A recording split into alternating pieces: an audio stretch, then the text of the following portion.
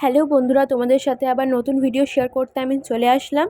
তো সবাই কেমন আছো? আশা করছি অনেকেই ভালো আছো। তো আজকে আমি বানিয়ে নিচ্ছিলাম একটা নতুন কিছু জিনিস। তো তোমরা দেখলেই বুঝতে পারবে যে আমি কি বানাচ্ছি। প্রথমে নিয়ে নিয়েছিলাম ময়দা, তারপরে দিয়ে দিলাম অল্প পরিমাণে জোয়ান, তারপরে দিয়ে দিয়েছি কালো জিরে, আর দিয়ে দিয়েছিলাম অল্প পরিমাণে নুন, আর দিয়ে দিয়েছিলাম হিং, একদম সামান্য। তো ভালো করে মেখে ওটাকে রেখে দিয়েছিলাম 10-15 মিনিটের জন্য। তারপরে নিয়ে নিয়েছিলাম আলু, পেঁয়াজ আর টমেটো। তো আলুটাকে সিদ্ধ করতে দেওয়ার জন্য আমি কুকারে দিয়ে দিলাম সিদ্ধ হওয়ার জন্য। তারপর সিদ্ধ হয়ে গিয়েছে। আর এই পেঁয়াজ আর টমেটো আমি কেটে নিয়েছিলাম ছোট ছোট করে। আলুটাকেও আমি কাটার জন্য ওই পাত্রে রেখেছিলাম। তারপরে নিয়ে নিয়েছিলাম তেঁতুলটাকে ভালো জলে দিয়ে ভালো করে মাখছিলাম, কারণ ওর জলটা বের করতে হবে, গাঢ় যে জলটা ওটা বের করতে হবে। তো আমি একটা কড়া নিয়ে নিলাম, সেই কড়ার মধ্যে সাদা তেল অল্প পরিমাণে দিয়ে দিয়েছিলাম। তারপরে দিয়ে দিয়েছিলাম 5 ফোড়ন।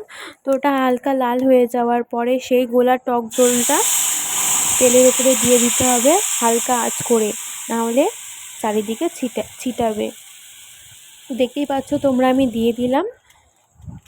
তারপরে দিয়ে দিলাম কাশ্মীরি মির্চ অল্প পরিমাণে,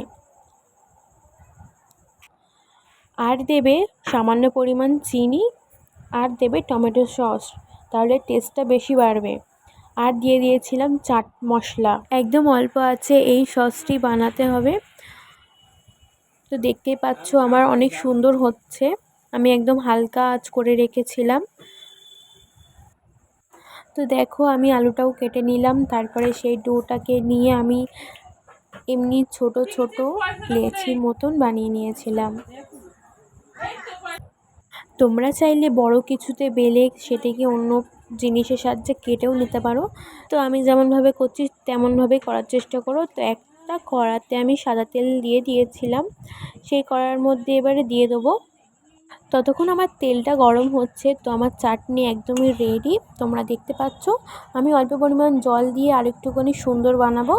তো আমার তেল এদিকে গরম হয়ে গিয়েছে। তো আমি একটা একটা করে লেচি ছেড়ে দেবো।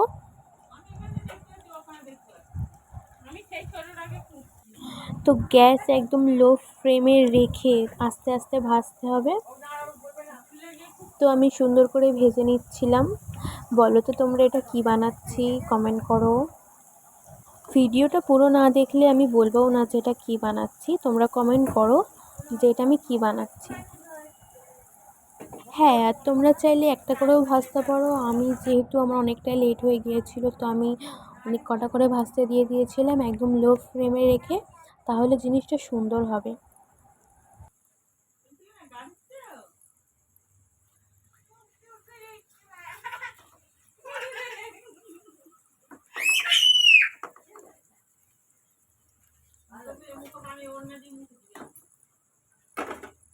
তো তোমরা দেখো জিনিসটা শক্ত ভাব চলে এসেছে, আমি আরেকটু পরিমাণ লাল করতে দেব।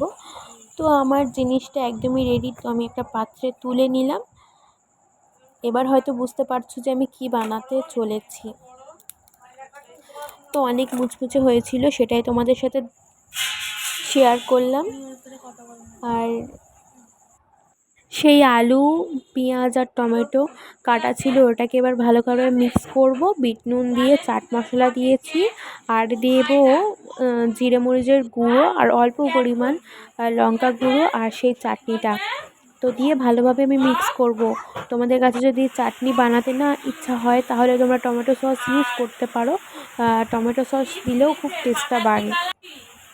করে সাজিয়ে নিয়েছি সেই পাঁপড়গুলো, তার উপরে মাখা আলুটা দিয়ে দেবো। তো আমার কাছে বেশি কিছু ছিল না বলে আমি তেমন কিছু করিনি, জাস্ট ওই সসটা দিয়ে ধনেপাতা দিয়ে দিয়েছিলাম। তোমরা চাইলে সরু সরু ঝুরি ভাজা দিয়ে এবং টক দই দিয়ে খেতে পারো। তো মাহিরার ফেভারিট জিনিস ও খেতে স্টার্ট করে দিয়েছে।